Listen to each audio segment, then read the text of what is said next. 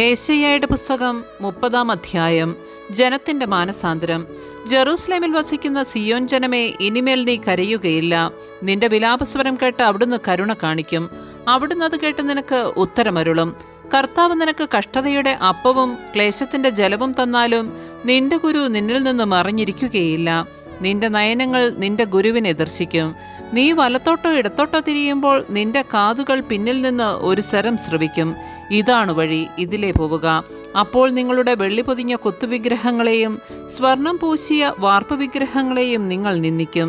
ദൂരെ പോകുവിനെന്ന് പറഞ്ഞ് നിങ്ങളവയെ മലിനവസ്തുക്കൾ എന്ന പോലെ എറിഞ്ഞുകളയും. അവിടുന്ന് നീ വിതയ്ക്കുന്ന വിത്തിന് മഴ നൽകും, ധാന്യം സമൃദ്ധമായി വിളയും.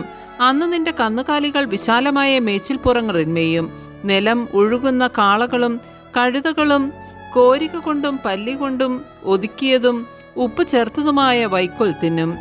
മഹാസംഹാരത്തിന്റെ ദിനത്തിൽ ഗോപുരങ്ങൾ വീണ് തകരുമ്പോൾ ഉന്നതമായ പർവ്വതങ്ങളിലും കുന്നുകളിലും വെള്ളം നിറഞ്ഞ അരുവികളുണ്ടാകും.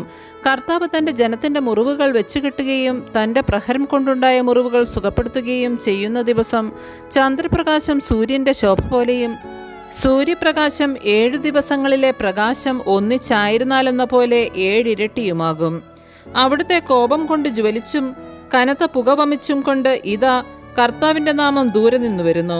അവിടുത്തെ അധരങ്ങൾ രോഷാകുലമാണ്. അവിടുത്തെ നാവ് ദഹിപ്പിക്കുന്ന അഗ്നി പോലെയുമാണ്. കവിഞ്ഞൊഴുകുന്നതും കഴുത്തുവരെ എത്തുന്നതുമായ നദിക്ക് തുല്യമാണ് അവിടുത്തെ ശ്വാസം. അത് ജനതകളെ നാശത്തിന്റെ അരിപ്പയിൽ അരിക്കുന്നു. അവരുടെ താടിയല്ലിൽ വഴിതെറ്റിക്കുന്ന കടിഞ്ഞാൺ ബന്ധിക്കുന്നു. ഉത്സവരാത്രിയിലെന്ന പോലെ നിങ്ങൾ ഗാനം ആലപിക്കും.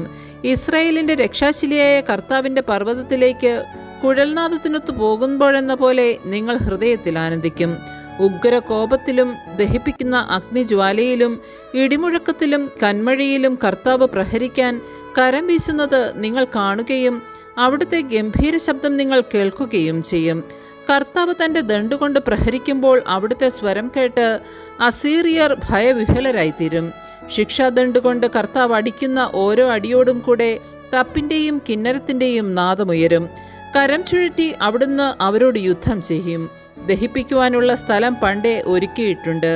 രാജാവിന് വേണ്ടിയാണ് അതൊരുക്കിയിരിക്കുന്നത്. അതിന്റെ ചിത ആഴമേറിയതും വിസ്താരമുള്ളതുമാണ്. അഗ്നിയും വിറകും ധാരാളം കരുതിയിട്ടുണ്ട്. കർത്താവിന്റെ നിശ്വാസം ഒരു ഗന്ധക നദി പോലെ അതിനെ ജ്വലിപ്പിക്കുന്നു. ആമേൻ. പരിശുദ്ധ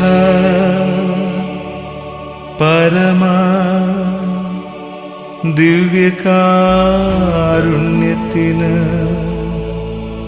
എന്നേരവും ആരാധനയും സ്തുതിയും പുകഴ്ചയും ഉണ്ടായിരിക്കട്ടെ.